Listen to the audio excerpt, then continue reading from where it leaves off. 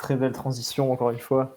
C'était Carrément. peut-être c'était pas la plus dure, on va dire, mais tu t'en es quand même bien sorti, Ah ouais, ouais, non, mais bien joué. non, c'est sûr, ça va. Ça va. Du coup, nous, pour enchaîner avec Samy, donc on va faire une Ouais. double chronique. On va vous parler de musique dans les jeux vidéo. Mmh. Donc, on vous a parlé beaucoup de jeux vidéo évidemment, mais c'est un aspect très intéressant, la musique dans le jeu vidéo, parce que ça, ça a un côté, comment dire, ça a ses propres spécificités par rapport à la musique qui sont dans les films, ou alors ça a beaucoup de contraintes, que ce soit technologiques ou des choses comme ça. On va revenir sur un peu tout ce qui caractérise en fait la musique dans les jeux vidéo. Mais avant ça, vous avez préparé un petit quiz pour introduire un peu le sujet. Et puis en fait, le quiz a été un peu inspiré de la façon dont tu as eu d'une vidéo qu'on avait trouvée sur YouTube, où des gens écoutaient. En gros, une personne faisait écouter à une autre des musiques, et l'autre devait deviner si c'était des musiques de Mozart ou des musiques de Pokémon. En sachant fait, que celle qui devait deviner était experte de Mozart. C'est ça. Ah, Et en fait, ils avaient ramené, on va dire, les deux musiques à juste les partitions. Tu vois, ils pouvaient pas être influencés par les instruments qu'ils entendaient, parce que c'était ramené sur du piano, en gros. Donc la personne devait deviner ça. Et donc, Samy, je te laisse introduire un petit quiz si tu le souhaites. Ouais, alors pour le quiz, il faut savoir que les réponses ne sont données qu'à la fin pour pas vous y influencer. Du coup, il faudrait trouver un moyen pour que vous puissiez répondre rapidement entre jeux vidéo ou En pas jeux gros, vidéo. Genre prenez peut-être de prenez quoi un noter. papier, voilà. Et donc, les règles vont être très simples. Déjà, une cover d'une musique de jeu, c'est toujours une musique de jeu. Une musique qui a été faite pour être une musique absolue, pour reprendre les termes de Florent de ses chroniques précédemment, ça reste une musique absolue, même si elle a fini par apparaître dans un jeu vidéo. Par exemple, si tu mets, je sais pas, du Snoop Dogg dans une radio de GTA, ça ne devient pas une musique de jeu. Voilà. ok. Donc on va avoir 12 extraits de 10 secondes, donc ça va aller très vite. Vous allez avoir 5 secondes pour répondre. Voilà. Et moi je vais et à noter. À chaque fois, vous devez écrire si c'est une musique de jeu vidéo ou si c'est une musique absolue. Donc, c'est-à-dire musique pas de jeu vidéo. Voilà. Alors, absolu, ça va être jeu A, et c'est après, ok, A ou J. Très bien. Pourquoi pas. Ok. Et du coup, attends, Moi, ça Samy, fait déjà jeu. on leur prend les réponses à la Ouais, fin. ça va faire déjà. On peut faire ça. J'étais parti pour noter entre temps, mais on peut faire ça aussi. Peut-être à la fin, on peut peut-être faire. Vas-y, vas-y. Tiens, on donne Jouez les avec réponses, nous dans le chat, mettez déjà jeu dans le et on chat. vous fait confiance chacun si vous avez eu bon ou pas. On fera ça à la fin. Oui. Et du coup, pour ça, on vous a préparé. Enfin, Samy a préparé une vidéo pour le quiz. Donc, on n'a rien à faire pendant le quiz. Voilà. Vous n'avez qu'à suivre la vidéo. Voilà. Vous écoutez et vous répondez sur votre papier. Voilà. Ouais. Et tu peux lancer la vidéo, monsieur de la régie, Baptiste.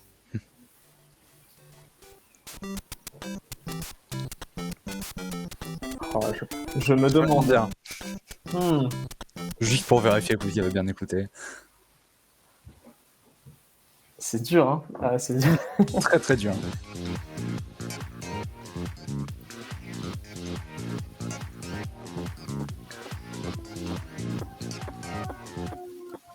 Envie de clubber.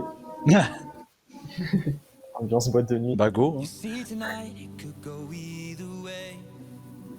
Hearts balanced on a razor blade. We are designed to love. Une chanson.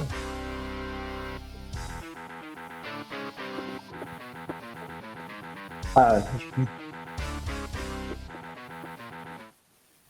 je suis à Headbang, c'est bien. Le réflexe. Oh.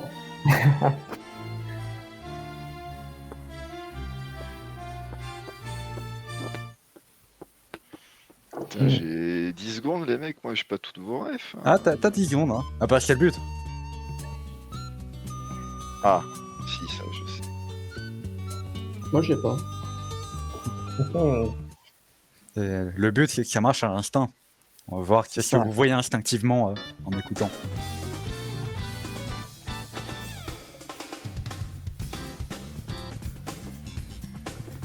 Putain, je sais. Est-ce que j'ai. Très belle basse. Oui, très belle basse, Je sais bien pas cela. où aller, merde.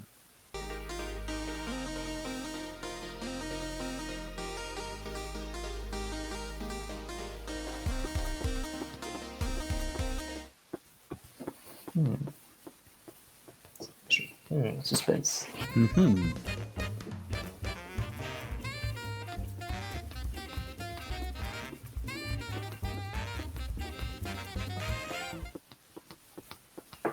Du saxophone. Petit Mhm. sax, hein. Très agréable.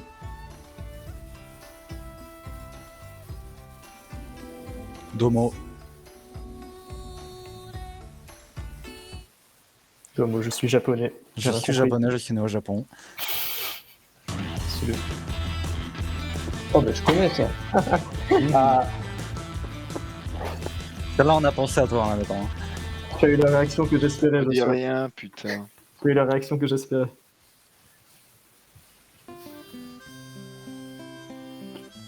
Ah.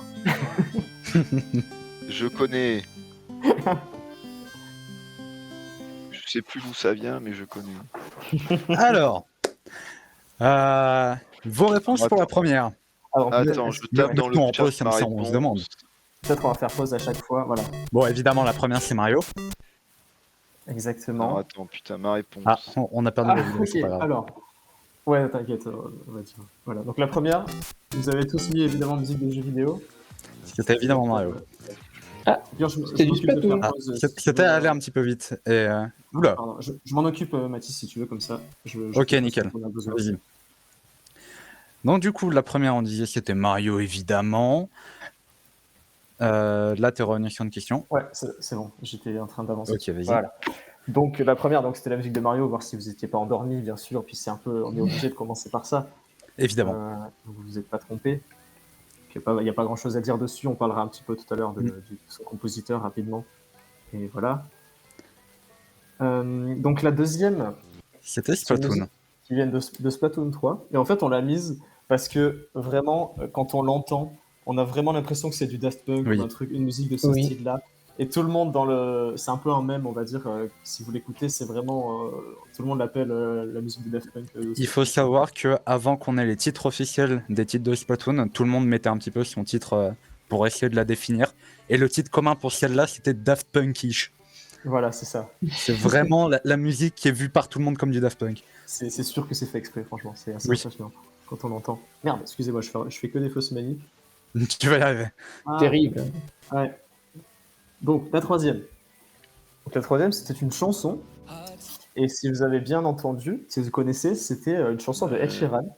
Tout à fait. Et donc, J'ai reconnu la voix d'Ed voilà, Sheeran. et donc en fait, c'est un petit piège parce que du coup, c'est une chanson d'Ed Sheeran, mais c'est bien une musique de jeu parce que c'est la chanson de générique de fin du dernier Pokémon.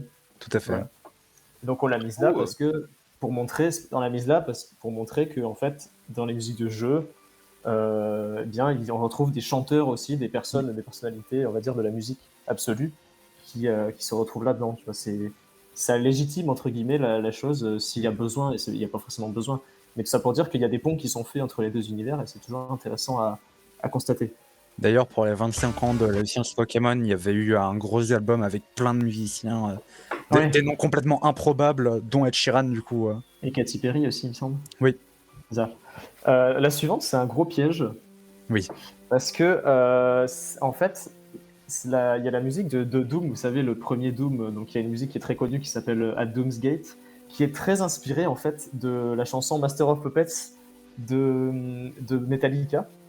Et donc en fait, on a trouvé quelqu'un sur YouTube qui a refait la chanson de Metallica Master of Puppets avec les sons, donc ce qu'on appelle la sound font, de Doom.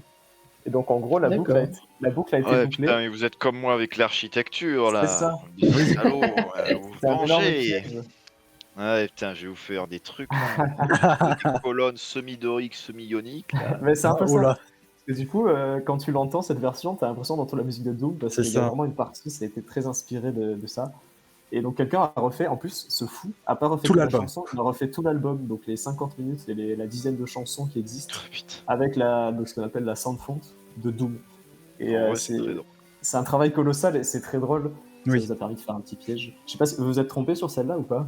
Ouais, je me suis trompé. J'en vous ai êtes pas trompé. beaucoup de justes parce que Ouais. du coup, là c'était jeux vidéo, jeux vidéo, jeux vidéo. Voilà. Ouais, et Par puis on a mis celle-là. des petits pièges, déjà pour le plaisir, et puis aussi pour montrer que justement c'est un peu flou parfois. C'est aussi pour Tout à ça. fait. C'est pour que ce soit intéressant, c'est pas que pour piéger. Vous nous direz combien vous avez eu de juste à la fin pour voir si c'est Ouais. Oh, je sais pas, mec. j'ai pas honte. Voilà, c'est pas forcément c'est pas grave. Voilà. Donc voilà. Donc c'est Alors, la la cinquième. Piège. La cinquième. Oh, la cinquième. Cinquième, aucun Oh. piège. Mario et Galaxy c'est du 2, plaisir. meilleur Mario 3D. Enfin, c'est- Ah, Cinquième, attention. aucun piège, c'est que du plaisir. Vraiment, on l'a mise là parce qu'on l'aime trop et que ça montre aussi, parce qu'en fait, chacune avait quand même une raison. C'est pour montrer aussi le côté orchestral, le fait que dans des musiques de jeu, on retrouve aussi des instruments traditionnels, des instruments classiques. Et là, c'est une bande originale qui a été faite avec un orchestre symphonique entier.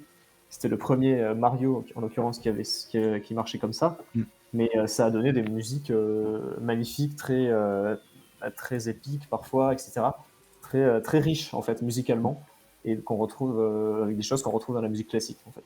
On peut retrouver C'est- d'ailleurs des petits enregistrements de quand ils ont enregistré les musiques de Galaxy, justement. On Mhm. voit tout l'orchestre avec Miyamoto derrière. Voilà. C'est un vrai travail d'orchestration qui a été fait aussi, et du coup, le résultat est vraiment magnifique. Absolument. De toute façon, je ne vais pas vous apprendre ce qu'est Mario Galaxy. Mm. Tout le monde connaît, mais Moi, je connais mais- pas. C'est Donc, le meilleur Mario 3D, on tout fera une simplement. chronique un jour Je sais sur pas. Mario Galaxy. Pourquoi pas. Parce que moi, en tout cas, ça a été un tournant, moi, je sais on pas, va non. dire.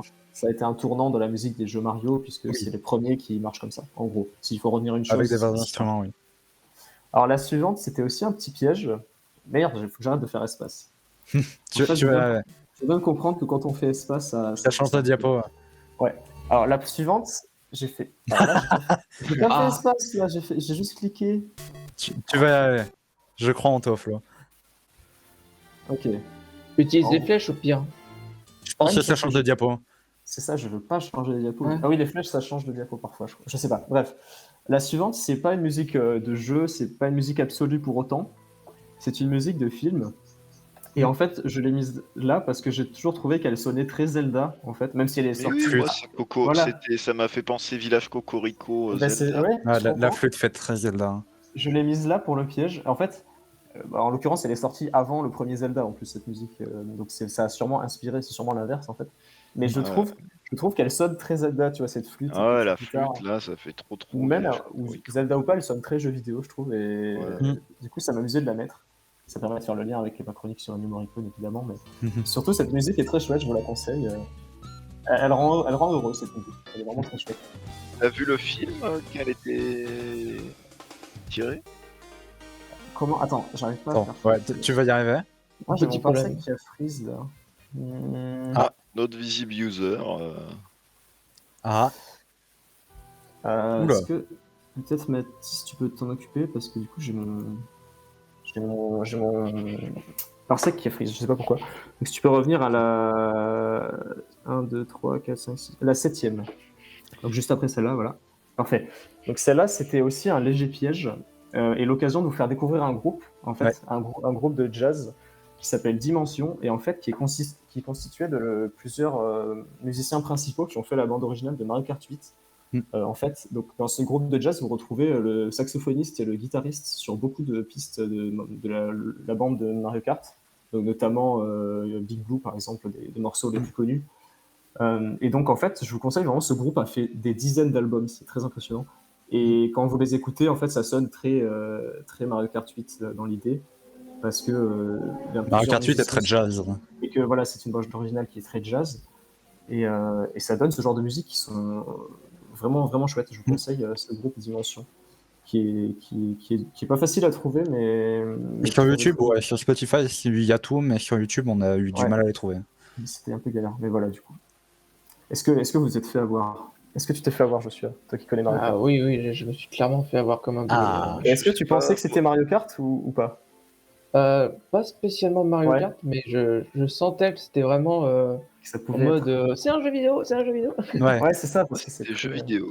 Ouais. Ouais, voilà, mais ça m'étonne pas, parce que du coup, on retrouve quand même des influences Oui, dans les deux carrément. sens. Leur style jazz a influencé les BO qu'ils ont fait, mais du coup, ils ont un style très explosif, quoi. C'est rare d'être revenu, je vais tenter d'aller à la suivante moi-même. Voilà. La suivante, je vais te laisser en parler, Samy, c'est toi qui connais plus. Alors, bon, je connais pas énormément non plus, mais celle-là, donc, c'est une musique dans un genre qu'on appelle le chiptune, dont on parlera après, qui est un genre de musique qui utilise des instruments qui font très jeux vidéo rétro. des toutes premières consoles notamment. Donc ça, c'est un artiste Meganeko qui fait beaucoup de musique dans ce genre-là, et aussi des remixes, chiptunes, d'autres musiques que je connais pas trop, mais j'en ai entendu quelques-unes, notamment par un certain streamer que je recommande qui s'appelle The Beat Drummer, qui fait des covers en direct à la batterie de musique, c'est assez cool. Donc il en a fait pas mal de cet artiste-là, c'est plutôt sympa. Et la question c'est, est-ce que vous y avez été piégé par le côté chiptune, ou est-ce que vous y êtes dit ce n'est pas du jeu vidéo? Oh, je Ah, crois je que c'est me du suis fait jeu avoir. vidéo, hein. Moi, vous m'avez eu. Hein. Ouais, Toujours ouais, je comprends. Toi aussi, Joshua, tu t'es fait avoir ou pas? Oui, clairement Ouais. aussi. Oui, parce Ah que là forcément. là, Joshua, C'était tu complètement le vois. but. Oui, parce que là, quand on entend, on se dit, bon, je connais pas le jeu, mais ça vient forcément d'un jeu, quoi. Ah, Non, Comme tout quoi, lui, piège. simplement, on m'a dit, faut se baser sur l'instinct. Moi, j'ai foncé dans le piège. Mais c'est Moi, on j'ai c'est a- fait totalement le l'instinct but, et aussi. justement, on va parler de pourquoi. Hein. c'est bien, mais, On va mais parler de écoute, pourquoi. voilà, c'est ça, tant mieux, on va dire. Hop, je vais relancer, c'est bon. J'ai peur maintenant. Ah, Hop, ensuite, donc c'était Ah. encore une musique de jeu vidéo, enfin encore comme on a eu plus tôt. Hmm. Mais donc là c'est pas un piège, mais on va dire c'est une cover, donc une reprise, donc faite par, donc c'est bien une musique de jeu, mais c'est pas telle qu'on l'entend dans le jeu, parce Oui. que c'est une reprise faite par donc Insane in the Rain, un musicien incroyable Tout à fait. qui fait du jazz, qui fait des reprises, qui faisait des reprises de musique de jeu en version jazz, et il faisait la plupart des instruments, notamment des solos de saxophone endiablés. Et il a sorti en 2021, C'est ça. Cineration, un album de 50 pistes de la bande originale de Pokémon de la 4ème génération. Un album de 50 pistes qui dure 4 heures. Et donc ce morceau-là en est extrait. Mais donc je vous conseille, je saurais que trop vous conseiller d'aller écouter du Inside the Rain. Moi, À la ça me base, il faisait très un fort. peu Cowboy Bebop. Bah c'est vrai, ouais, c'est un peu le même style de jazz très endiablé, un peu du jazz bebop. D'ailleurs, on appelle ça. récemment, il a sorti son propre album de musique faite par lui-même, pas Voilà. des covers, qui est Parce très qu'il très a- cool. Il a arrêté ce qu'il faisait avant, donc c'est-à-dire des covers, et il était très productif pour se consacrer à la composition. Donc en fait, maintenant, il fait des musiques pour des jeux, mais il fait ses propres pistes, ou alors des albums aussi qui sortent à son compte, des albums de musique originale, absolue. Donc là, c'était un peu un piège aussi, mais voilà. Est-ce qu'il n'y a pas que des pièges? Plus ou moins, ouais. Un peu. Ah. Je te laisse, Samy. Alors ça, pour le coup, c'est une musique que j'ai demandé de l'aide à un pote pour ça, qui connaît très bien Monster Hunter. C'est une musique de Monster Hunter Rise, le dernier MH, qui est une reprise en version live du menu du jeu, il me semble. Donc l'OST de Monster Hunter en général est souvent très orchestral, avec plein de vrais instruments, et en l'occurrence MH Rise a un style assez japonais. Du coup il y a quelques musiques qui ont des sonorités très japonaises, et c'est le cas de celle-là. Et c'était là aussi un petit piège, essayer de vous donner un truc qui a un feeling très traditionnel. Ouais, mais si c'est que des pièges, est-ce Il y a qu'au plus de bout d'un pièges. moment, il n'y a pas de piège et il y a juste que des trucs pas faux, enfin faux, tu vois. Enfin, c'est... Un peu, c'est un peu ça. En fait, surtout le prétexte, c'est surtout pour montrer aussi que on trouve des genres très variés, Oui, puisque c'est quelque chose qu'on redira peut-être, mais la musique de jeux vidéo, c'est pas un genre en fait, c'est un média. Tout à fait. C'est pas un genre, et du coup, ça veut rien dire tu vois, musique de jeu, parce qu'on peut retrouver du rock, du jazz, etc. Et donc là, de la musique traditionnelle japonaise, qui n'est pas un genre non plus, mais je connais pas le nom du genre auquel ça renvoie. Bon, enfin, souvent, tu peux dire musique traditionnelle d'un pays. Vous voyez ce que je veux dire, Nous, quoi, tu ce genre de verras l'accordéon et la binouse, quoi. Enfin, C'est ça, mais Oui. disons que nous, on serait un peu choqués, tu vois, si on disait musique traditionnelle française, on dirait oh non, c'est réducteur, il n'y a pas que ça. Oui. Donc j'ai pas envie de faire pareil, tu vois. oui, voilà, bon, c'est Musique réducteur. traditionnelle française, elles sont serrées. Voilà, c'est ça. C'est ça. Mais vous voyez ce que je veux dire, quoi. Ouais. On a un détail de l'ami en question dans le chat. Merci Zinak d'ailleurs pour cette musique-là. Ouais. Voilà, donc menu du jeu et le hub. Voilà, donc c'est Voilà. bien ça. Et oui, c'est pas. En Voilà. fait, C'est ça une langue sonne bien inventée aussi. Ça semble bien traditionnel japonais, mais le chant, c'est pas du japonais, c'est une langue inventée. La langue Monster Hunter, Voilà, littéralement. c'est ça. La suivante, c'était plus ou moins un piège, et surtout Pour par rapport à Jojo. Joshua. Donc c'est une chanson du groupe The Strokes. Donc c'est une chanson qui s'appelle Lonely Boy. Et en fait, donc c'est de la musique absolue. C'est une chanson, j'ai vu qu'elle est sortie en 2010, un truc comme ça. Et en fait, elle a été utilisée dans un jeu qui s'appelle Hi-Fi Rush, qui est sorti en début d'année. Joshua avait fait une news dessus, c'est ça? Oui, c'est Voilà. ça. Et en fait, c'est pour aussi montrer que, comme parfois dans des films, on retrouve des chansons qui existaient déjà, eh bien ça arrive aussi dans les jeux. Et là, en l'occurrence, c'est un jeu de rythme. Donc, vous avez un niveau, par exemple, qui va être basé sur une chanson. Et il y a aussi des musiques originales, mais c'est pour montrer aussi Rythme qu'on retrouve. beat them all, c'est Oui, c'est pardon, original c'est pas comme un jeu de concept. rythme classique, mais entre autres de rythme. Mm. Et en fait, on va retrouver aussi des chansons comme ça à l'intérieur du jeu, quoi. Pas que dans les bandes annonces, parce que ça peut arriver aussi parfois, mais là, elle est bien dans le jeu. Je crois avoir vu que c'était la chanson d'intro du jeu, mais à vérifier. Oui, c'est Peut-être. ça. De l'intro du jeu, plutôt. C'est J'avais ça? vu l'intro, c'était ça. Je confirme. Ok. Et la dernière, c'était pas trop un piège. C'était une reprise encore. Le self-insert. Voilà, je Oui. vais pas passer 3 heures dessus. L'ego mais en du gros, président. en fait, je me suis dit, je voulais mettre l'original et je me suis dit, bah, on peut en mettre celle-là parce qu'en plus, elle est pas très éloignée de l'original. Et donc voilà, c'était une musique de Zelda. Donc, on a commencé par Mario, on a fini le quiz par Zelda. Donc c'était bien une musique de J'ai jeu. 2 bonnes réponses, je crois. Ah. C'est C'est le vrai premier dernier. C'est vrai. Ok, ouais, je m'en doutais que ce serait Mario quand même et Zelda. Et c'est un Moi, petit peu j'ai le eu but, à puisque, moitié juste. Ah, T'as pas eu la mal. moitié juste. Ok. Pas mal quand même, ça va. Non, Clairement. mais ça se voit que c'est spécialisé dans le gaming. Hein, c'est... Ah, Ça montre que vous ne connaissez pas grand-chose dans les musiques de jeu et que vous avez besoin d'une chronique pour y remédier. Oui, bah, je pense qu'on joue. Enfin, faudra faire une deuxième édition version RPG et jeu de sûr. grande stratégie. Bien sûr, va falloir un coup de main pour ça, parce que je m'y connais pas trop, perso. C'était dur. Hein.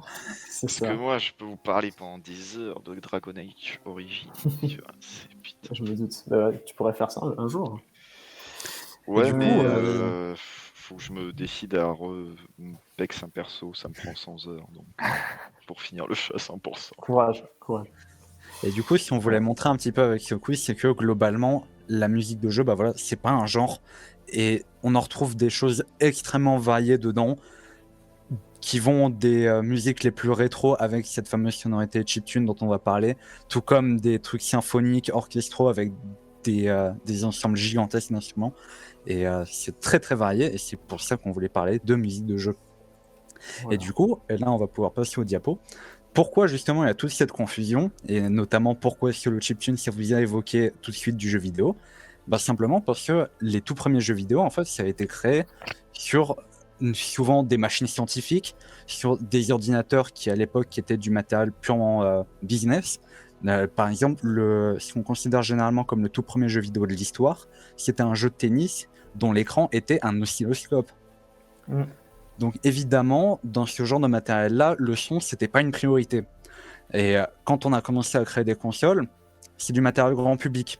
Donc on n'a pas envie de vendre une console à un prix complètement indécent. Du coup, par exemple sur PC, on était déjà bien content quand on avait un beeper qui jouait une note. Donc c'était un petit peu compliqué d'avoir du bon audio. Et on peut passer à la diapo suivante. Notamment, on était à une époque où l'électronique, l'audio électronique, c'était encore très récent et du coup, c'était réservé aux spécialistes de la musique. Vous pouvez voir les prix de ces différents CRT des années 80-90. On est entre les 2000 à 5000 $. C'est très très coûteux. On pouvait évidemment pas mettre du matériel audio à 5000 $ dans une console qu'on devait vendre à des familles, à des enfants. C'est un peu cher. Voilà. Mais on va quand même se rendre compte que l'audio, bah, ça compte un peu pour rendre un jeu plus amusant, plus intéressant. Donc, dans les premières consoles, on va commencer à intégrer du matériel pas cher pour pouvoir avoir du son. Et là, on passe à la diapo suivante. Ah bah, pour le coup, ouais, pas cher. Ce premier matériel pas cher, justement, pour faire du son, on va appeler ça des générateurs de bruit. Donc, les générateurs de bruit, ça va être des puces audio très très simples. Je vous montre comment elles marchent dans la vidéo en haut à droite d'ailleurs. Elles vont pouvoir créer des ondes d'une forme prédéfinie et moduler leur fréquence et leur hauteur pour pouvoir gérer différentes notes. Donc on va programmer cette puce audio comme vraiment une partie du code du jeu pour pouvoir s'en servir. Ce qui fait notamment que les tout premiers compositeurs du jeu vidéo, c'était aussi en grande partie des développeurs, juste avec des très grandes connaissances dans la musique parce qu'il fallait les programmer. C'est le cas par exemple de Junichi Masuda, qui est l'un des principaux compositeurs de Pokémon. Dans les premiers jeux Pokémon, il est aussi crédité en tant que développeur. Donc les ondes principales qu'on va retrouver dans ce genre de puce, ça va être des ondes carrées, des ondes triangulaires, en dents de scie ou du bruit, donc juste un signal aléatoire. Ça va permettre de nous simuler différents sons différents, de simuler des instruments finalement. Le bruit, souvent, ça va servir de batterie par exemple, notamment de cymbales. La triangle, on va souvent s'en servir en tant que basse. Mais généralement sur ces puces, on va avoir un nombre très limité de canaux. Et chacun de ces canaux, il va pouvoir jouer un seul type de ces signaux-là.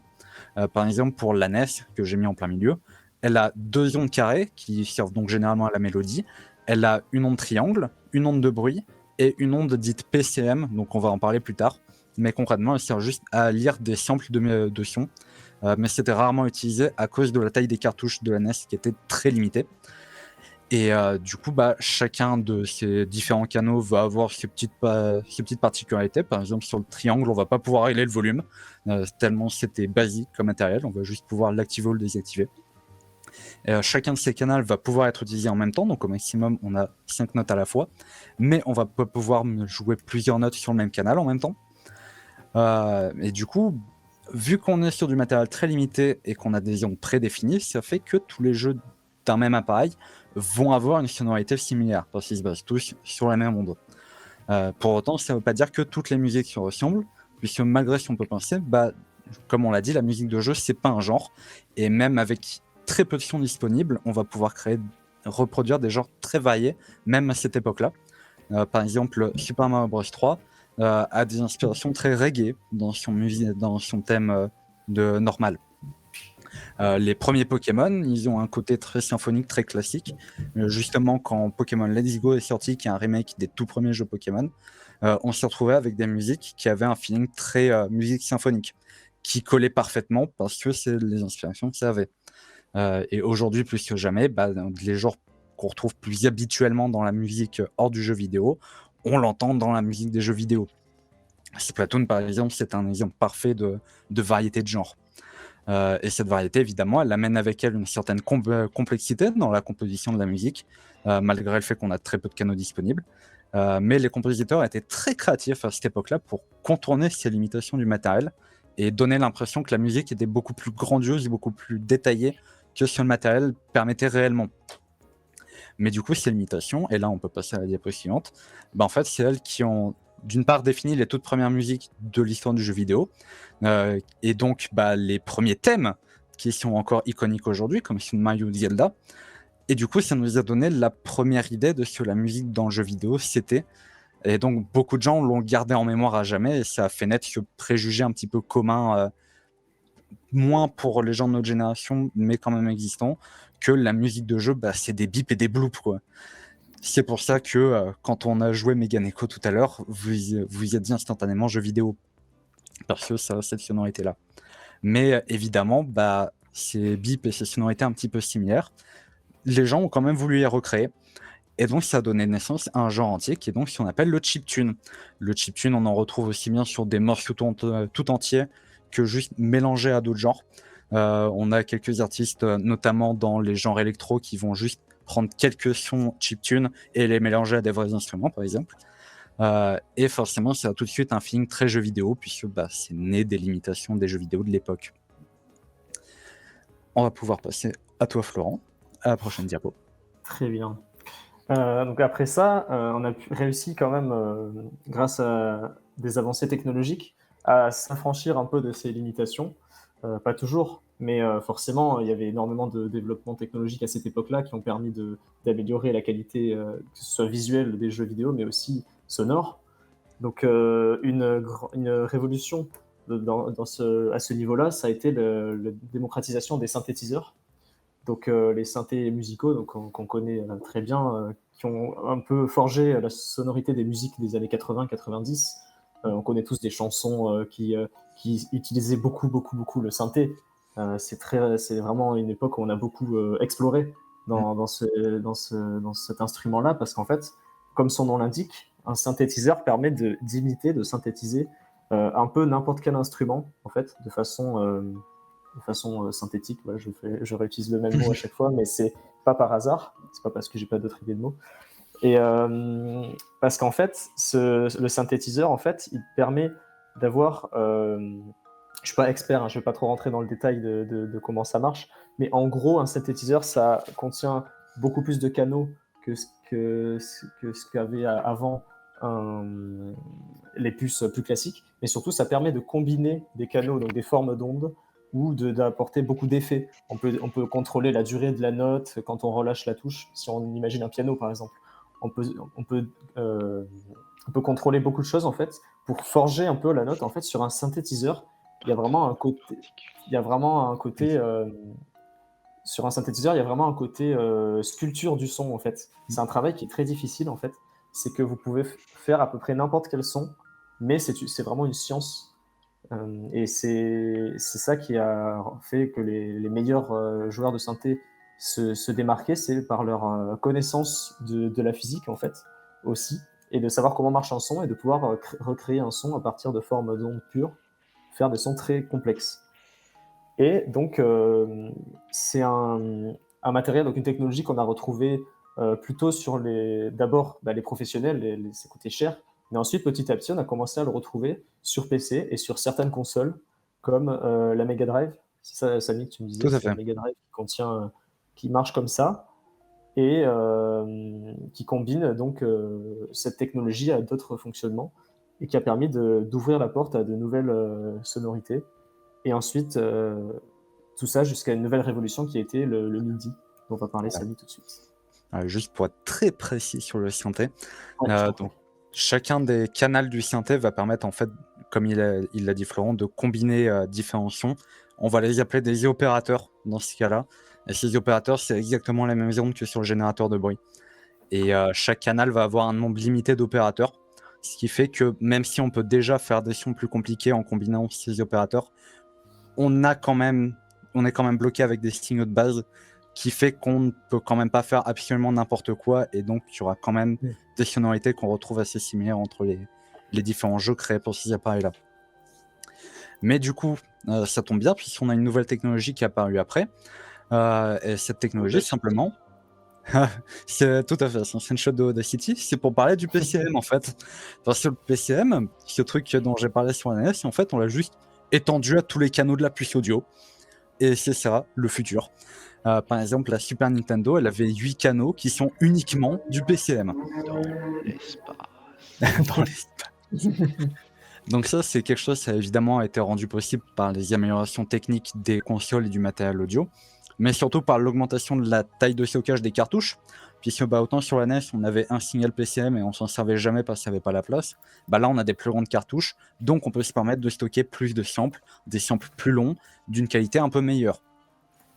Donc, pour revenir sur PCM, qu'est-ce que ça veut dire réellement? Simplement, c'est juste un moyen de stocker numériquement des données analogiques, puisque un signal audio, c'est une onde analogique.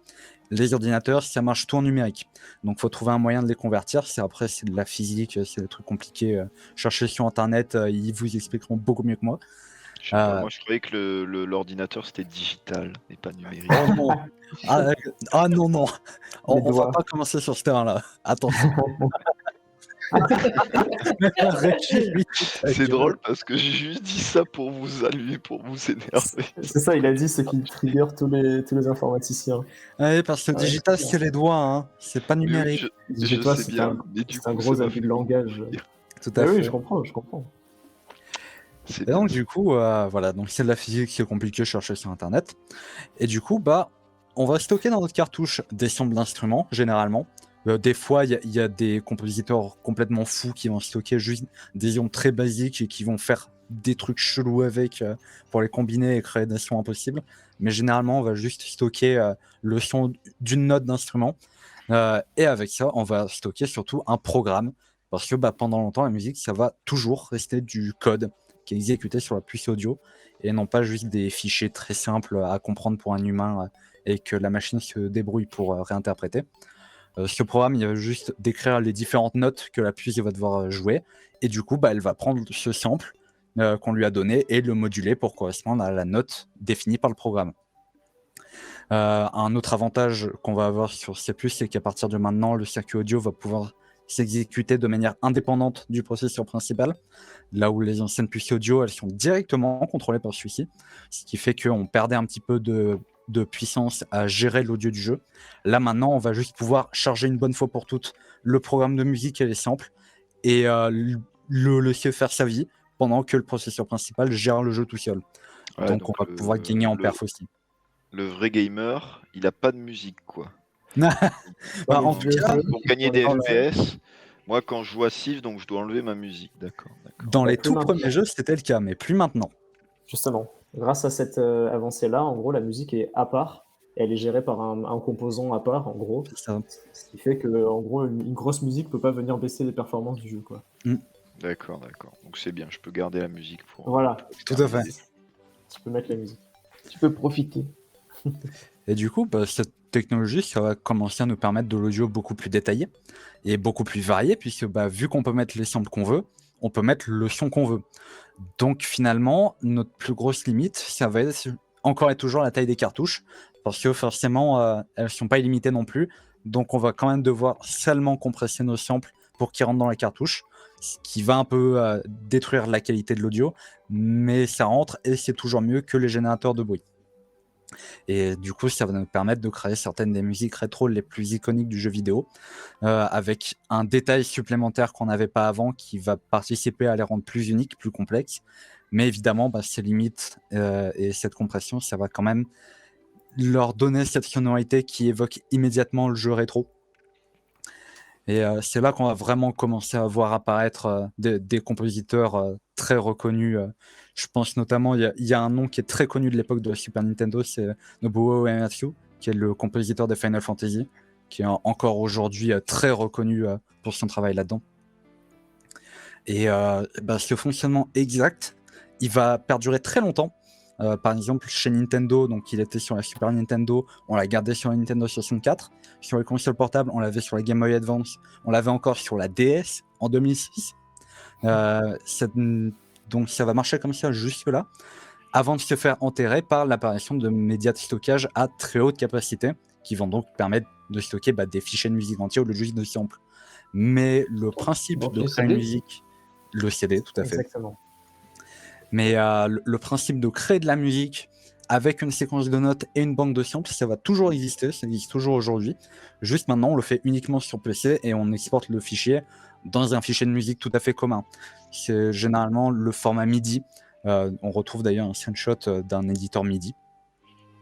Où du coup, le fichier MIDI va juste représenter cette séquence de notes et on va l'associer à ce qu'on appelle une synth fonte qui contient juste une banque de petits samples d'instruments qui vont être associés à une piste et vont pouvoir rejouer ces sons-là. Et du coup, maintenant qu'on a les CD, on va passer à la diapo suivante et à Florent. Voilà. Donc, en une dernière révolution technologique qui a encore transformé la façon de faire de la musique de jeu, c'est l'apparition donc de supports de stockage plus massifs, plus grands, on va dire, qui ont permis de nouvelles possibilités. Parce qu'en fait, à l'époque, donc comme l'a dit Samy, mais je le rappelle pour montrer la différence, en gros, on n'avait pas le fichier musical sur la cartouche de votre console, en fait. Vous aviez bien des sons qui étaient rangés quelque part, je caricature, hein, et la partition à jouer ailleurs dans le code. Et donc, la console elle-même, en fait, avait la partition et jouait la musique en temps réel. Mais avec l'apparition du CD, en fait, on avait suffisamment de place de stockage pour pouvoir contenir le jeu et aussi des musiques donc telles quelles, donc c'est-à-dire les musiques en fichier MP3 comme vous les avez sur votre ordinateur. Ce qui a permis en fait. Oui, je fais des raccourcis pour qu'on comprenne un peu. Hein. Et en fait, en gros, on pouvait mettre dans des jeux un peu n'importe quelle musique à partir d'un moment. Et c'est là où on en est aujourd'hui. C'est ce qui permet que Hi-Fi Rush contienne une chanson, par exemple, des choses comme ça. Donc maintenant, en fait, on peut prendre n'importe quel fichier. C'est la diapo suivante. Hein. Ouais, pardon. On peut mettre un fichier audio. Donc là, c'est ce qu'on retrouve aussi dans les consoles actuelles. Donc par exemple, c'est apparu pour la première fois grâce au CD, donc sur la PlayStation 1, qui est la première console à CD. Techniquement non, mais c'est celle qui l'a globalement démocratisé. C'est la première qui avait deux bases et qui a été très populaire avec ce format-là. C'est ça, c'était un peu son argument, on va dire. Voilà. Mais maintenant, c'est aussi le cas de nos jours, même sur les consoles qui sont toujours à cartouche, par exemple, comme la Switch, ou lorsque vous avez un jeu sur votre sur votre ordinateur directement, ben, les fichiers musicaux sont des fichiers comme vous pouvez les écouter, on va dire, sur votre ordinateur et pas des partitions jouées en temps réel par l'ordi parce qu'on n'a pas besoin, on n'a plus trop besoin de ces optimisations-là. En gros. Tu veux rajouter quelque chose, Samy? Non, c'est bon, tu peux Ça va enchaîner. C'est très, très bien. Et donc, donc comme on l'a vu, c'est l'aspect technologique qui a beaucoup influencé la façon de composer de la musique, mais il y a aussi des contraintes liées au jeu lui-même qui peuvent venir influencer la façon de composer de la musique. Et tout d'abord, en fait, composer la musique pour un jeu vidéo, ça n'a rien à voir avec la façon de composer pour un film. Parce que quand vous faites de la musique pour un film, par exemple, vous faites une musique qui a une certaine durée très précise. Vous avez une scène on va dire, sur laquelle vous devez faire la musique, et vous savez la durée, vous avez l'intensité de la scène, vous savez ce qui se passe à l'image exactement, en fait. Oula. Ah, j'ai reçu une alerte. Sur mon téléphone. C'est une Ah, t'as alarme pas au Tibet. Tu l'as aussi eu, je suis sûr? Oui. Ouais, ok. C'est en gros, pour faire une parenthèse, c'est des alertes du gouvernement qui sont envoyées à tous les téléphones du pays ou du Québec, je sais pas si c'est du Québec ou du Canada.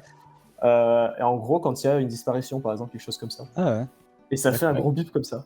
Ça faisait longtemps qu'on n'en avait pas eu. Donc, tout ça pour dire, oui,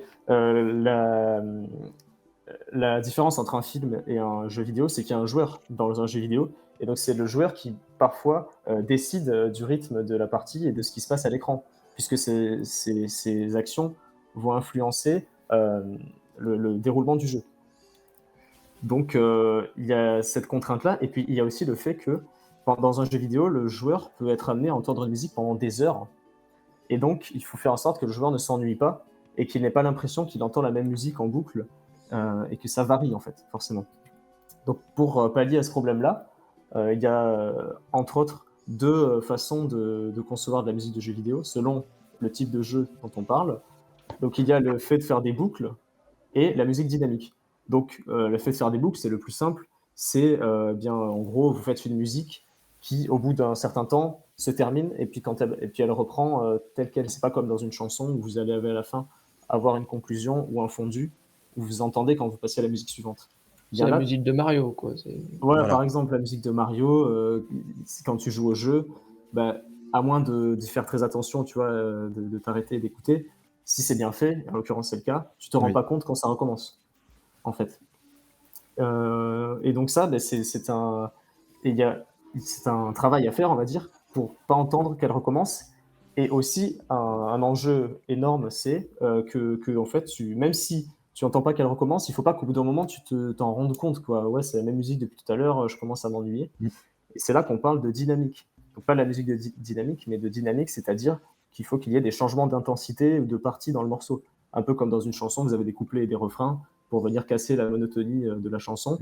Là, c'est un peu pareil. On peut prendre, pour exemple, les musiques de combat dans Pokémon qui suivent quasiment toujours le même. Non, j'ai touché au volume. My bad, Mathis, j'ai un le son.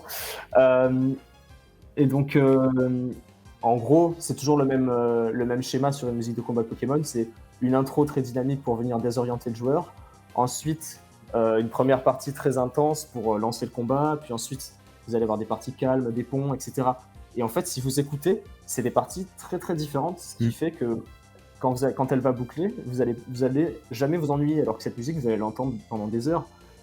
Et beaucoup de fois. Vous avez des combats tout au long du jeu. Certains combats spéciaux ont des musiques différentes, mais qui répondent toujours à la même structure.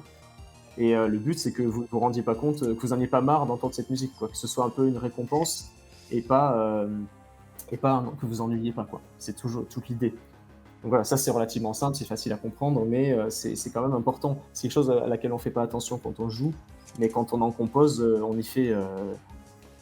fait attention à ça, évidemment, c'est très important. Une autre façon de faire de la musique de jeux vidéo, c'est de faire de la musique dynamique. Donc la musique dynamique, en fait, ça consiste on compose différentes versions, par exemple, d'un morceau, et on change de version en fonction de ce qui se passe dans le jeu. Ou alors, on adapte en fait la bande sonore à ce que fait le joueur. Et donc ça, c'est la meilleure façon de récompenser le joueur et d'être toujours en accord avec ce qu'il est en train de faire.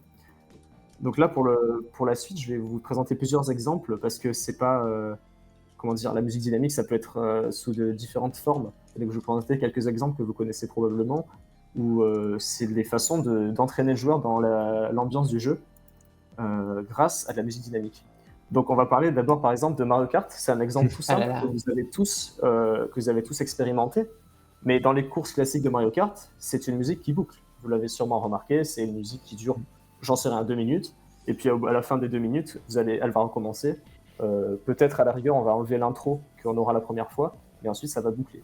Mais quand vient le dernier tour de la course, là c'est la panique, là c'est le stress. La musique elle accélère et elle devient un peu plus aiguë en fait.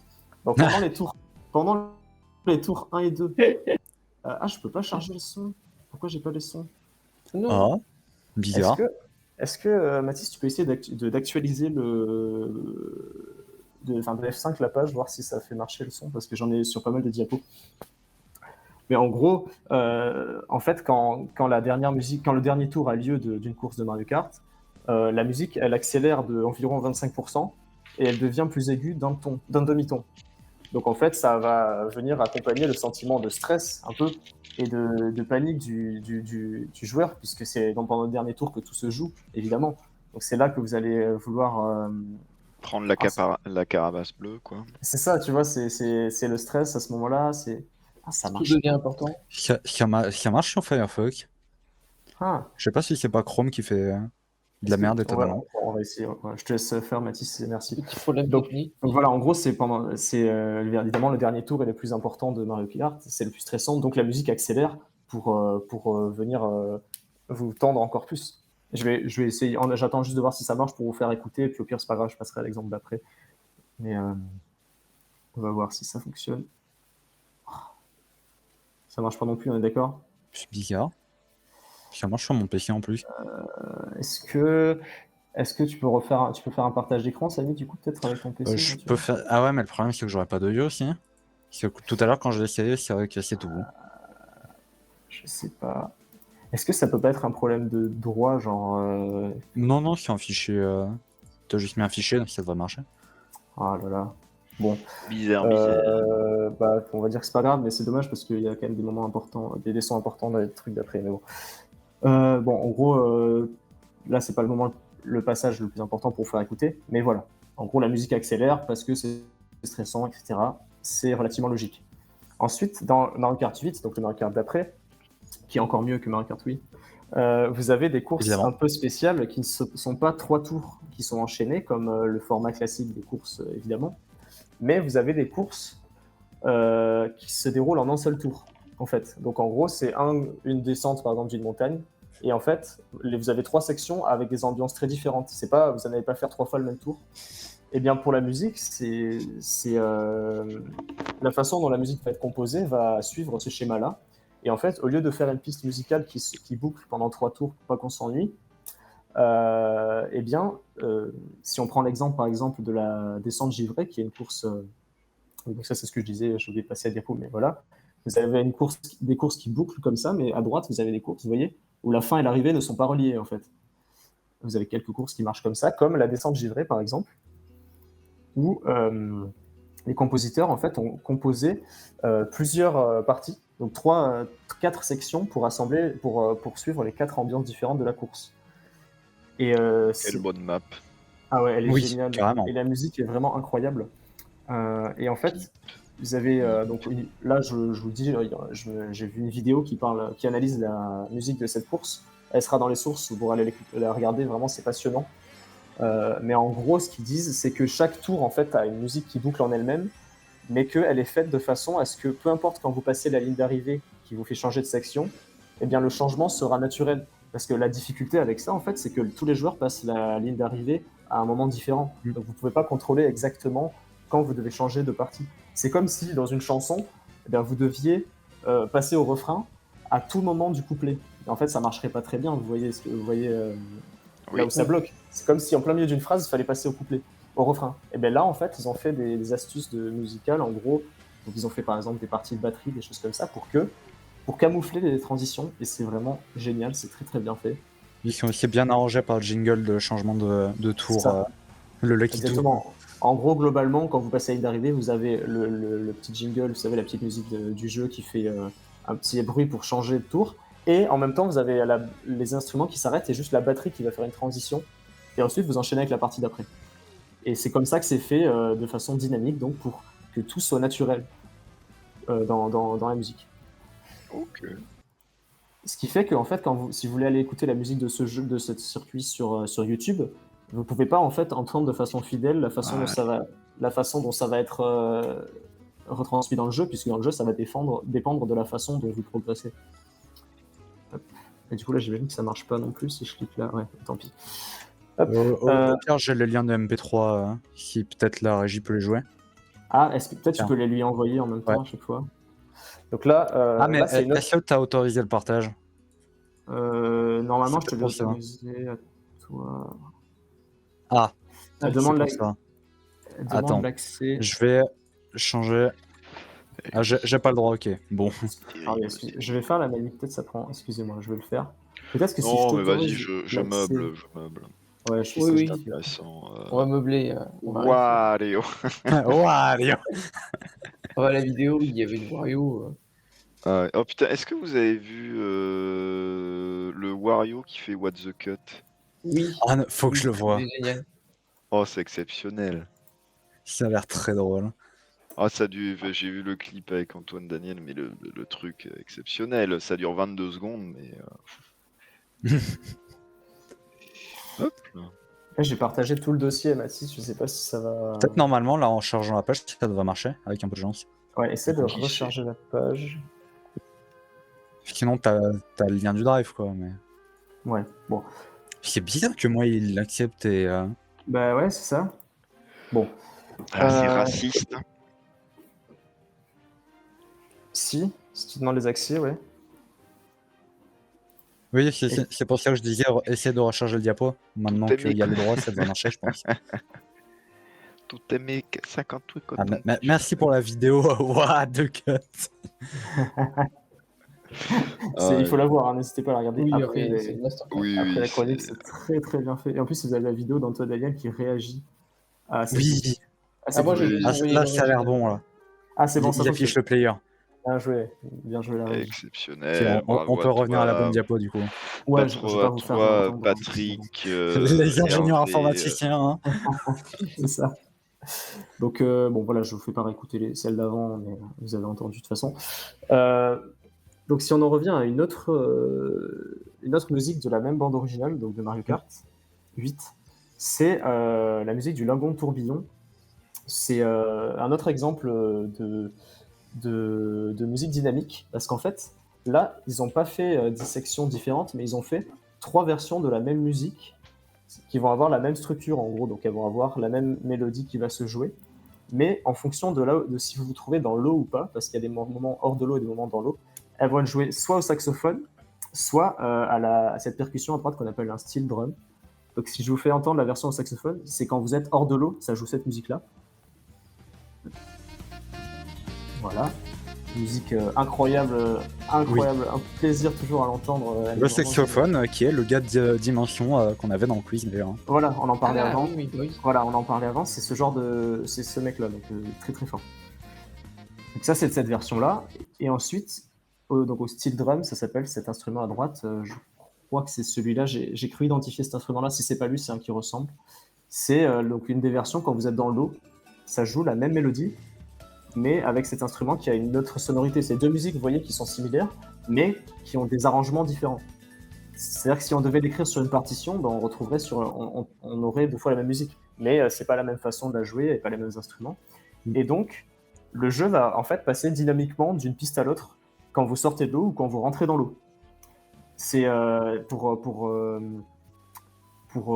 coller à l'ambiance du jeu. Donc quand vous êtes hors de l'eau, vous entendez ce solo de saxophone endiablé, ce qui va vous accompagner. Il y a Coco qui nous dit que c'est hérité du système eMuse apparemment, développé par le grand Lucas Art.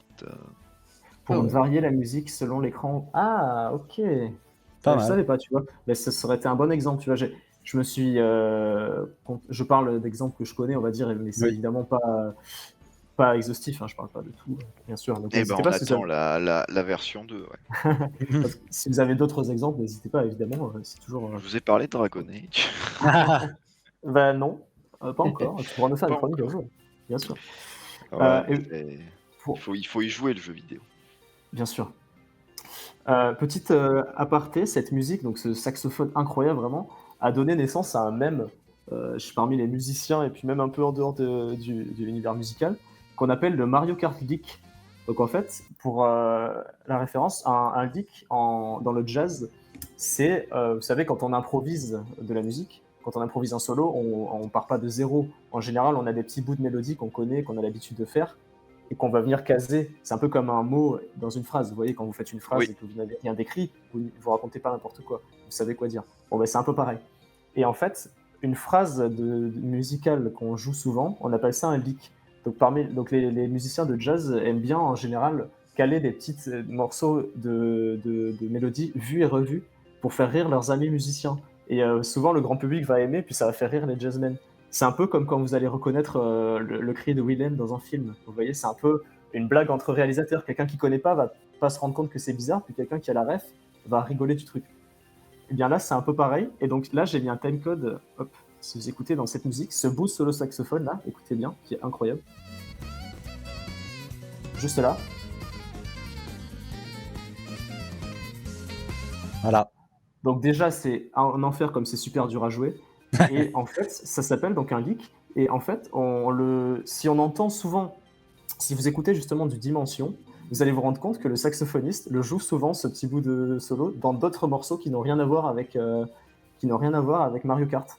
Et à l'inverse aussi, on a des musiciens qui se sont amusés à le caler dans des improvisations où ils jouaient d'autres morceaux que celui-là.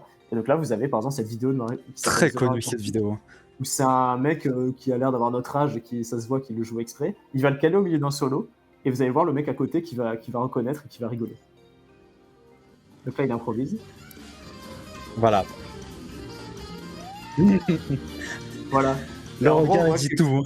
On voit que quelques personnes dans le public ont reconnu, etc. Et en fait, voilà, c'est une petite blague, un petit mème musical en fait, qui a été créé par ce morceau. Voilà. Ah ouais, vous Marrant. êtes des petits farceurs, vous aussi, les musiciens. C'est ça. Et ça Et il faut montre à quel savoir- point le jeu vidéo et du coup sa musique par extension, c'est vraiment démocratisé. C'est Alors, ça. même dans ce genre de contexte, t'as des gens qui jouent de la musique de jeu, quoi. C'est ça. Et en plus, vraiment, dans ce cas-là, c'est vraiment pas gratuit parce que c'est abusé comme c'est dur à jouer. Hein. Je vous ai mis dans les sources une vidéo d'un youtubeur guitariste que j'aime beaucoup qui essaie de le jouer à la guitare justement. Il explique, il raconte un peu l'histoire de ce leak, comment il marche, et il essaie de jouer à la guitare. C'est vraiment un enfer. Il finit par y arriver parce qu'il est très fort. Mais vous verrez si vous regardez la vidéo, c'est vraiment très impressionnant d'avoir joué ça. Ensuite, on va parler d'une autre bande originale. Je vais pas parler que de Nintendo quand même, même si j'ai parlé beaucoup de Nintendo parce que comme je vous ai dit, je parle surtout de ce que je connais. Mais Doom, les deux derniers jeux Doom Eternal et Doom 2016, comme on l'appelle, sont des très bons exemples d'utilisation de musique dynamique. Donc leur bande originale est faite par Mick Gordon, qui est un musicien incroyable, guitariste notamment, c'est un métalleux quoi. Donc il y a beaucoup de métal dans cette bande originale. Et en fait, surtout dans Doom Eternal, enfin c'est dans le cas des deux, mais dans Doom Eternal, il y a un bon exemple, c'est que en fait, vous n'avez pas du tout une bande sonore qui est composée telle quelle avec des fichiers qui durent tant de temps et qui sont joués en boucle. Vous avez en fait plein de morceaux des bouts de morceaux qui ont été composés des dizaines et des dizaines par Mick Gordon. Et en fait, il a fait deux niveaux d'intensité. On pourrait dire qu'il y a des couplets et des refrains. Donc en gros, il a composé peut-être une dizaine de couplets et une dizaine de refrains qui va venir enchaîner de façon dynamique pendant que vous jouez au jeu. Donc par exemple, pendant les moments les plus calmes des combats, parce que c'est évidemment des combats, ben, le jeu va jouer les couplets, donc des moments relativement calmes, hein, ça reste assez énervé quand même. Et puis quand il va y avoir plus de monstres qui vont apparaître, ben, ça va jouer un refrain. Et comme ça, le Mick Gordon en a fait des dizaines de chaque pour les enchaîner et que vous vous rendiez jamais compte que ça se répète parce qu'en fait, et comme il y en a plein, il n'y a pas beaucoup de répétitions. Et donc ça fait que dans le jeu, le sentiment d'immersion est énorme, le sentiment de puissance, parce que Doom, l'essence de Doom, c'est ça, c'est un sentiment de puissance, un sentiment de contrôle. Vous avez l'impression de contrôler tout et d'être le méchant. Et bien là, vous contrôlez vous-même le déroulement de la musique, finalement, indirectement. Et ça fait aussi que la musique, cette bande originale est très organique. Et du coup, ça fait aussi que vous ne pouvez pas aller l'écouter sur YouTube au final, quelque part. Vous avez des gens qui l'ont mis sur YouTube, mais vous ne pouvez pas entendre la musique telle qu'elle sera retranscrite dans le jeu. C'est forcément des gens qui auront fait des mix à leur sauce, en enchaînant certains couplets et certains refrains. Mais vous n'allez pas, deux joueurs vont pas avoir exactement la même bande originale en fait quand ils vont jouer au jeu. C'est ça qu'il faut se dire. Et donc c'est vraiment une façon très intelligente de faire de la musique et qui marche très bien quoi. Si vous jouez au jeu, vous verrez, on sent que cette bande originale n'est pas comme les autres, sans forcément savoir pourquoi. Voilà. C'est marrant en tout cas, une musique dynamique à ce point. C'est vraiment le meilleur exemple, la quintessence on va dire de ce concept-là. Voilà, donc la parenthèse non Nintendo est terminée, on peut y revenir. Let's go. Donc, du coup non. Oui, c'est vrai, pas vraiment. Hop. Si j'arrive à passer. C'est vrai, il y a quand même un dernier jeu avant. Je vais refaire un exemple personnel, mais c'est juste parce que j'avais envie, juste pour dire. Un autre exemple tout bête, c'est un peu comme la musique du lagon tourbillon, vous savez, donc deux pistes qui s'enchaînent, qui sont superposées et vous jouez la bonne. Eh bien, c'est un exemple que j'ai fait moi-même, mais c'est pas pour me la péter, hein, c'est juste pour dire que c'est un concept qu'on peut faire aussi de façon plus simple. On n'est pas obligé d'être Mick Gordon pour faire de la musique dynamique. C'est pour un jeu qui s'appelle Very Dungeon. En gros, pour chaque musique, chaque étage du jeu, finalement, il y a deux versions de chaque musique. Donc une version de combat et une version d'exploration. Donc la version de combat est un peu plus énergique que la version d'exploration. Et donc ça, à chaque fois, c'est les mêmes rythmiques, mais en plus accentués, avec plus d'instruments, etc. Et en fait, ce qui va être fait, donc là, c'est la version plus calme et plus énergique. Et en gros, mon ami qui est le développeur du jeu a pris les deux musiques en fait et les lance quand le jeu charge. Il lance les deux musiques en même temps et en fait il va venir couper le volume de l'une des deux selon le besoin. Donc en fait les deux musiques durent la même durée et dès qu'on rentre dans une salle où il y a des ennemis, on coupe la version calme et on lance la version plus dynamique. Et dès qu'on a tué le dernier monstre de la salle, eh bien on repasse à la musique plus calme. Ce qui fait qu'on a la musique qui s'adapte un peu à l'intensité du jeu, tout en ayant une musique qui boucle à la base. Mais comme on joue les deux musiques de façon synchronisée, eh bien on peut appeler ça de la musique dynamique, puisqu'on va changer de piste en fonction du déroulement du jeu. Ce que fait le lagon tourbillon finalement. Ouais, exactement, comme le lagon tourbillon, ou comme un exemple plus bête, ça peut être aussi, vous savez, dans certains jeux, quand vous rentrez dans l'eau, la musique va être plus étouffée, mais sans pour autant qu'on change de piste musicale. C'est dynamique. C'est aussi faire juste un effet de distorsion. Voilà, c'est ça. C'est aussi l'exemple le plus simple de musique dynamique, c'est ce genre de choses-là.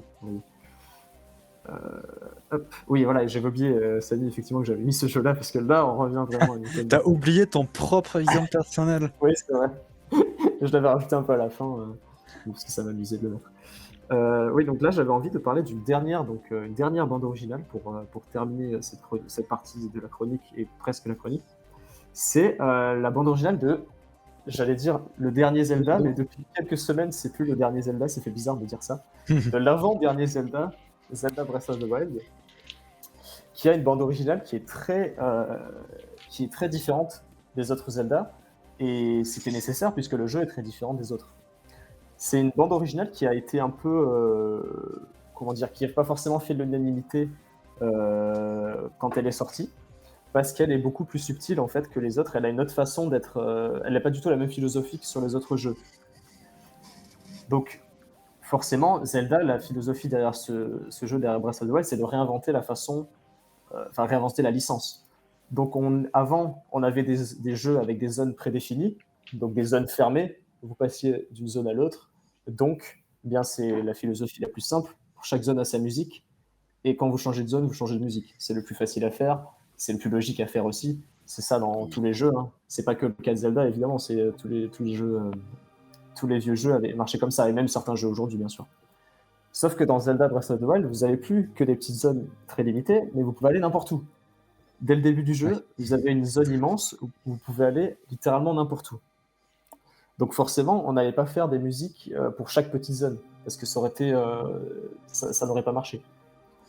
Le concept même de zone est plus flou dans Breath of the Wild. Vous avez des villages qui existent, mais le reste, c'est pas, c'est beaucoup plus immense, beaucoup plus grand, donc vous n'allez pas pouvoir avoir la même musique qui se répète en boucle, parce que ce serait beaucoup trop ennuyeux. Déjà, au bout d'un moment, vous en auriez marre.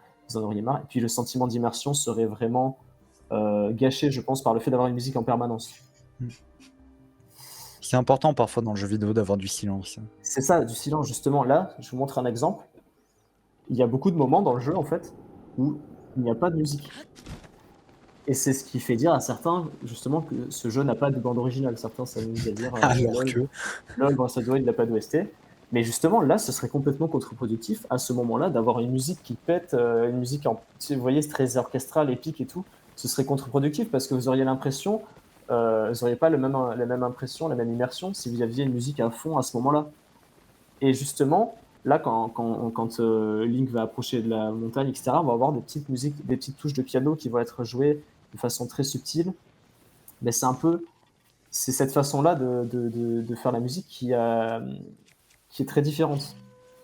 Et justement, ça permet aussi d'apprécier le sound design qui est vraiment génial, parce que vous avez les bruits de pas, les bruits de vent, les bruits de nature, et justement le jeu c'est sur la nature. Enfin, le jeu vous pousse à l'exploration, aussi à tuer des slimes, mais c'est pas. Il y a quand même beaucoup de moments où vous allez Comme vous quoi, balader on se retrouve. à l'extermination. Mais en gros, le jeu, voilà, vous est très poussé sur les effets sonores à ces moments-là pour accentuer les sentiments d'immersion. Ça va un peu dans la même idée que c'est pour ça que Link ne parle pas, par exemple, c'est pour que vraiment on a l'impression que c'est nous qui sommes en train de nous balader à cet endroit-là, et pas un personnage qu'on incarne, en fait. Que c'est vraiment nous qui sommes maîtres de nos choix et qui allons où on veut. Et au passage, ça n'empêche pas Breath of the Wild de contenir des musiques, par exemple, très épiques lors de combats de boss, ou des musiques plus mélodiques, plus classiques, quand il y en a besoin, quand il y a besoin d'une scène émouvante ou très épique. Ce qui fait qu'il a une bande originale très fournie et très variée, mais surtout beaucoup plus subtile. C'est ça qui la rend plus très liée au jeu aussi, quoi. C'est pour ça que parfois, c'est pour ça qu'on n'a pas de thème qu'on peut. Comment dire? Certaines musiques sont beaucoup plus appréciables dans le jeu qu'en dehors du jeu, mais elle contient aussi des musiques incroyables à écouter en dehors du jeu. C'est ça que je veux dire. Voilà, j'avais envie de faire Toutes une les parenthèse. musiques de jeu sont pas faites pour être écoutées à part. Et c'est c'est là ça. que tu reconnais une bonne OST de jeu, en fait. C'est ça, Finalement. aucune n'est faite pour ça, elles sont toujours faites pour un jeu, mais il y en a, voilà, exactement, qui sont particulièrement liées à ce qui se passe dans le jeu, en fait. C'est pour ça qu'elle a une façon très unique d'avoir été faite, cette bande originale. Et justement, d'ailleurs, c'était des nouveaux compositeurs pour ce jeu-là par rapport aux autres, parce qu'il y avait besoin d'une nouvelle façon de faire. Et c'est les mêmes que avec Tears of Kingdom, du coup? Il me semble, ouais. Il me semble. C'est vrai, c'est un Parce bon que truc, hein. justement, Tears of the Kingdom, justement, reste dans la même philosophie. Même moteur graphique. Exactement. Donc, même et comme chose, c'est le même style de jeu, ça reste aussi un monde ouvert. Là, la bande originale est dans la même philosophie de celle de Breath of the Wild, d'être beaucoup plus subtile, en fait. Ouais. Et justement, sur ça, donc en parlant de compositeur, on va attaquer juste la dernière partie de la chronique qui a été Ça va être trop rajoutée rapide, hein. un peu à la fin. Voilà, c'est juste qu'on avait envie, après avoir évoqué tout ça, mais pas forcément cité beaucoup de noms, on avait envie de faire une partie où juste on évoque quelques noms de compositeurs de musique de jeu. Vous pourrez en ajouter aussi, vous, si vous le souhaitez. Vraiment, on n'a pas été exhaustif du tout. C'est juste, on a mis quelques exemples dont on avait envie de parler, quoi. De trucs qui nous venaient en tête et qu'on aime bien. Voilà, donc quelques grands noms sur ma feuille, ça s'appelle Name Drop, mais c'est quelques Voilà. grands noms de composition de musique de jeu. Donc, comme on a commencé par Mario tout à l'heure, évidemment, on commence par Koji Kondo, on ne peut pas faire l'impasse dessus. Donc, compositeur japonais, c'est une légende, évidemment, il a fait la musique de tous les, en gros, quasiment tous les jeux Mario et tous les jeux Zelda. Et certains jeux, il n'était pas tout seul, mais il a quand même composé la plupart des thèmes qu'on connaît aujourd'hui. Et même sur certains jeux où il n'a pas travaillé directement, certains thèmes qu'il a composés lui sont réutilisés. Comme dans les 2 derniers Zelda, par exemple, on va entendre la berceuse de Zelda, qu'il a composé pour Ocarina of Time, des choses comme ça. Donc il est pas à la retraite, mais même sur les jeux où il n'a pas travaillé lui-même, son héritage est encore là, quoi. Après lui, on va rester au Japon avec une compositrice, parce qu'il y en a aussi évidemment. C'est Yoko Shimomura, c'est une légende aussi. Elle a fait Mario et Luigi. des bandes originales pour Street Fighter 2. Donc c'est elle qui a composé le fameux thème de Guile que vous connaissez tous, entre autres. Et puis même la BO de Street 2 est géniale, le thème de Ryu, le thème de Ken, le thème de Vega. Elle a fait la musique aussi de toute la série Kingdom Hearts. Je sais que certains beaucoup. Enfin, je sais que pour ne pas y avoir joué, oui, pardon, la berceuse de Zelda ne vient pas de Ocarina of Time, j'ai dit une bêtise. Oui, elle a fait toute l'OST de Kingdom Hearts, et si je sais qu'elle est géniale, même si j'ai pas joué au jeu, et la série Mario Luigi que Samy, je crois que tu aimes bien. Et, Ouais. J'en ai pas fait beaucoup, mais ceux que j'ai fait sont vraiment très marquants. Ouais, ben voilà, tu vois. Et aussi le premier Xenoblade Chronicles, qui a aussi une BO incroyable. Ensuite, on va changer de continent. On était au Japon, en Asie. On va aller un peu au Royaume-Uni. Il est écossais. C'est Grant Kirkhope. C'est un compositeur qui a fait les premiers gros jeux sur lesquels il a travaillé, c'est à l'époque de la N64. Il a bossé sur donc Banjo-Kazooie notamment. Vraiment, c'est une OST qui est géniale. Vraiment génial. Il a bossé aussi sur Mario et Lapin Crétin, donc on en parlait tout à l'heure, un des derniers jeux Ubisoft. Qui est sorti l'année dernière. Exactement, qui est sorti l'année dernière, le deuxième. Et aussi Donkey Kong 64, donc c'est lui qui a composé le fameux DK Rap, le rap de Donkey Kong, qui est devenu un mème et qui s'est même retrouvé dans le film Mario, où malheureusement justement ce monsieur n'a pas été crédité au générique pour l'avoir composé. Comme en fait à peu près toutes les musiques qui viennent des jeux en réalité. Oui, mais il avait plus. Le crédit était mal fait, honnêtement. En fait, il y avait que Koji Kondo qui était crédité. Et c'est bien que Koji Kondo ait été crédité, mais c'est dommage que tout le monde ne l'ait pas été. Comme quoi, il manque encore un peu de reconnaissance peut-être pour les gens qui font ces musiques. J'espère que ça changera. Donc il a aussi fait la musique aussi de GoldenEye 64, le jeu James Bond sans doute le plus connu, qui est très apprécié aussi. C'était un musicien pour Rare, et c'était tous des jeux de Rare, sauf évidemment le Mario. Et Yooka-Laylee, c'est pas Rare, mais c'est des anciens développeurs de Rare qui ont repris pas mal de l'héritage de Banjo-Kazooie. Bah justement, ouais, c'est un Banjo-Kazooie, c'est un hommage. C'est ça. Et l'OST de Yooka-Laylee a été fait par Grant Kirkhope, donc cet homme, et aussi en collaboration avec David Wise, qui a fait les musiques des Donkey Kong sur Super Nintendo. Oui. Donc vraiment deux grands noms qui ont collaboré ensemble pour cette OST. Dans le chat, il propose aussi d'autres noms. Jeremy Soule. On peut venir maintenant. Jeremy Soule pour Skyrim. J'avais hésité à en parler, ouais, puis je l'avais. Et en France, c'est Olivier de Rivière pour Plague Tale, Alone in the Dark et Street of Rage 4. Et tu fais bien de mentionner des Français aussi, merci. Et j'ai vu que Street of Rage 4, donc c'est Olivier de Rivière, et j'ai vu qu'il a collaboré avec Yoko Shimomura, justement, donc qui a fait Street 2. Donc c'est vraiment incroyable. C'est vraiment génial. Ensuite, donc il en reste 2 ou 3. On a Mick Gordon, donc je l'ai évoqué tout à l'heure, il est australien.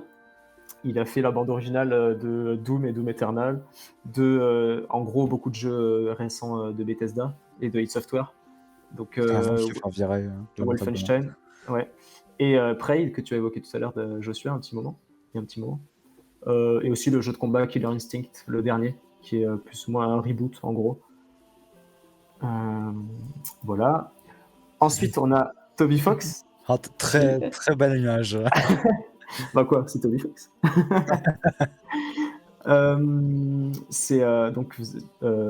Toby Fox, donc c'est à la fois un concepteur de jeu, un créateur de jeu et musicien, qui est très connu évidemment pour avoir fait Undertale et pour être en train de faire et qui n'a pas fini sa suite Deltarune, où il a conçu le jeu, fait le jeu et la bande originale qui sont vraiment incroyables. Mais il a aussi bossé maintenant sur des jeux de Game Freak, à titre uniquement compositeur, voilà. Et pour Game Freak, donc il a commencé par faire une musique d'abord dans Pokémon Épée et Bouclier. Ensuite, il a fait toute la bande originale de Little Town Hero, qui est un RPG qu'ils ont fait. et où il a fait toute la BO. Et il a fait aussi beaucoup de thèmes pour Pokémon Écarlate et Violet, les derniers. Des gros bangers. Donc voilà, il a fait vraiment des musiques géniales. Donc au début, il était surtout connu pour ses propres jeux, mais maintenant il bosse pour d'autres personnes. Il faut pas que ça le ralentisse trop, hein, on attend. Il est très pote avec Game Freak. Oui, c'est ça.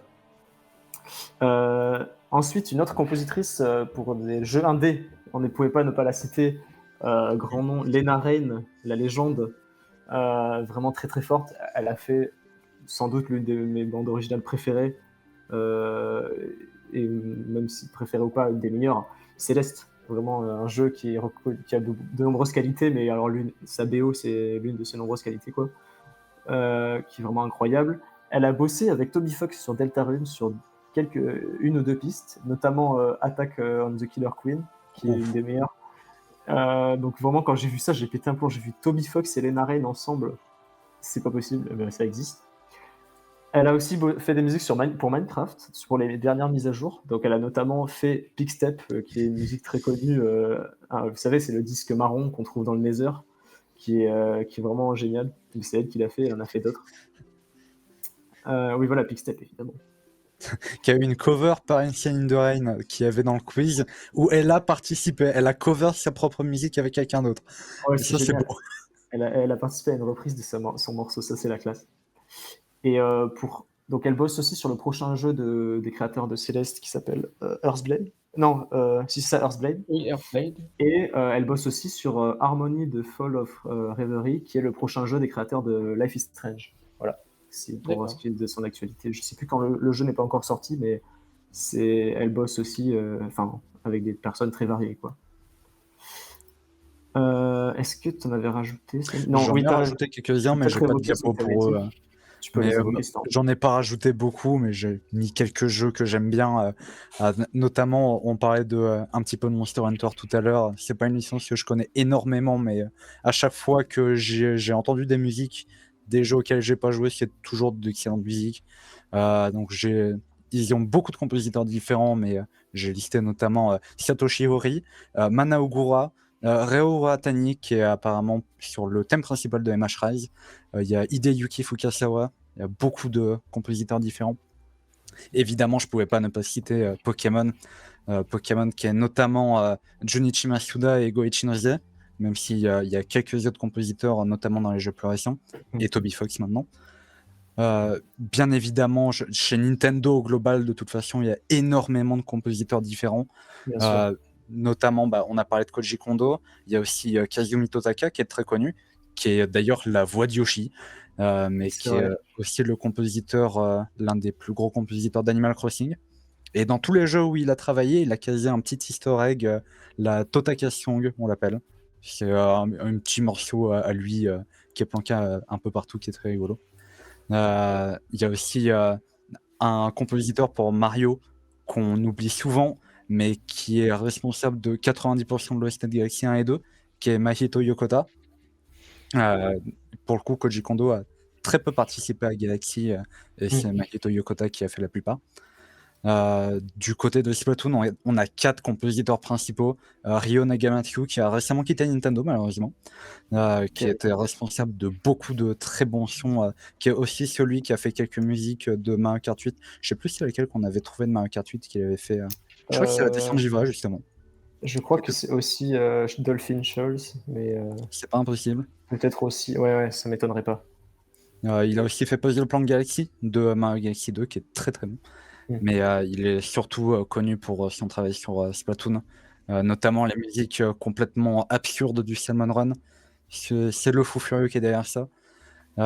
On trouve aussi dans Splatoon Shio Fuji, Toromi Degishi et Toshiyuki Sudo, qui tous ensemble sont responsables de toute la musique de Splatoon. Et bien évidemment, il y a beaucoup d'autres très bons compositeurs, que ce soit chez Nintendo, chez d'autres grands noms du jeu vidéo, ou même chez des très petits indés. Hein. Après tout, Toby Fox, à la base, c'est un petit indé qui n'était pas si connu que ça. Très bon, de très grands noms de la musique du jeu vidéo. Super. Je ne sais pas si vous avez des noms en tête, Bastien et Joshua, que vous souhaiteriez évoquer. Moi, je voudrais évoquer 2-3, genre on parlait de Minecraft, mais on peut parler de Step 418, Bien sûr. C'est vrai. qui a créé la bande originale de Minecraft, qui est maintenant légendaire. Mm. Il y a aussi Christopher Tin, on en parlait pendant la transition, qui est celui qui a créé le thème principal pour Civilization 4, 5 et 6, et notamment un truc assez unique dans le monde du jeu vidéo, c'est la première musique de jeu vidéo qui a été récompensée aux Grammy Awards. C'est une énorme cérémonie pour le monde de la musique. Ouais. Ouais, Et les Grammy. pour Baba Yetu, qui est le thème principal de Civ 4, Du 4, ouais. et qui a été récompensé en 2011 pour le meilleur arrangement. Donc ça se pose là. Et sinon, il a fait des thèmes principaux assez géniaux. Il y a aussi pour Civilization 6, Geoff Nor, qui a fait la Mhm. bande son du jeu en général, et qui a eu l'idée géniale d'avoir une musique qui s'adapte au fil du temps, qui évolue. Et donc Ah. chaque civilisation, par exemple la France, a une mélodie Ouais. qui est assez Chaque basique civ a à l'anéantique. chaque civ À son a thème. a son Mhm. thème. Donc Voilà t'as son 70 thème, cives. c'est très basique à l'ère antique. Au Moyen Âge, ça s'améliore un petit peu. À l'ère industrielle, ça prend un aspect orchestral. Et à l'ère moderne, ça y va en mode orchestre à fond. Et ça, c'est pour chaque civilisation. C'est un bon exemple de Et ça musique s'adapte. dynamique. Ça s'adapte, par exemple, si tu es la France, tu as ton thème qui se joue. Et si tu rencontres, par exemple, les Japonais, tu auras le thème du japonais qui arrivera de temps en temps, qui se lancera de temps en temps. Ah, c'est génial. Il me semble que t'as du thème aussi quand tu te tapes dessus. Mais Évidemment, je tu suis le pas sais bien, certain toi. ça. Mais je suis Non, pas non, certain. non, le thème est pas, il n'y a pas de thème militaire de guerre. Ok. Bah, ça augmente. Non, c'est vrai que non, oui. Est-ce que t'as des thèmes? Ouais, ça Pas- évolue avec le changement de. Ouais, ça Et évolue ça, juste ouais. avec les technologies et l'avancement de la partie. Sinon, il y a plein de jeux avec des bandes originales, mais je connais pas de gens qui ont fait beaucoup de grandes bandes originales pour différents jeux. Ouais. Le chat nous cite aussi Yuzio Koshiro, qui est le premier compositeur qui a été copyrighté avec son nom pour un jeu, pour Street of Rage. Voilà. Et j'ai un Michel que Ben Hawking citait plus tôt dans le chat. Pour Oui. le plaisir à Et écouter. d'ailleurs, au passage, pendant toute la chronique, la musique que vous aviez en fond, c'était une playlist qu'on a faite exprès. C'était que des musiques de jeux vidéo que vous avez entendues tout au long de certains de compositeurs qu'on a évoqués, mais pas que. On la mettra en lien dans la Fun description, je pense. Corentin avec les droits d'auteur. Exactement, on vous la mettra dans les sources, comme ça vous pourrez aller l'écouter et peut-être découvrir des musiques. On a mis surtout on a mis que des musiques calmes parce que c'est des musiques d'ambiance. Oui. Et c'est assez varié. N'hésitez pas. Voilà. De toute façon, n'hésitez pas, hein, à peu près tous les jeux vidéo ont des musiques géniales. C'est un truc qui est une constance dans beaucoup de jeux. La musique est toujours incroyable. Tout à fait. C'est important, on le sait maintenant que c'est essentiel, autant c'est aussi important que les graphismes, qu'un bon gameplay, qu'une bonne histoire. Donc c'est les bons jeux passent forcément par le fait d'avoir une bonne musique, parce que c'est quelque chose qui est obligatoire maintenant. Tout à fait. Voilà, je pense que c'est une belle conclusion. Je suis tout à fait d'accord. Donc voilà, merci de m'avoir écouté, j'espère que ça vous a plu. Puis on rend l'antenne à Bastien, on te rend le... Tout à fait. Ouais. Et ben ouais, c'est bien. Ça manque de la partie, ouais, je pense c'est infini hein, comme sujet de chronique. Hein. Ouais. Bah oui. On était très limité, désolé si on n'a pas parlé de votre jeu préféré, de votre musique préférée. Ouais, vous avez pas parlé de Dragon Age Origins, donc je suis un peu déçu. Non mais ça va, t'en as parlé 3 fois. Ni d'Age of Empire, donc ça. C'est vrai, ça, le thème d'Age of Empire est génial aussi. Et ni de Stellaris, donc c'est compliqué. Ni de Rayman 3. Je mets un D. Ok. Ouais, c'était pas, voilà. C'est dommage, va falloir refaire une chronique pour tous ces compositeurs-là. Hein. Ah ouais. Ouais, c'est ça. Pourquoi pas. Pourquoi pas, après tout. Non.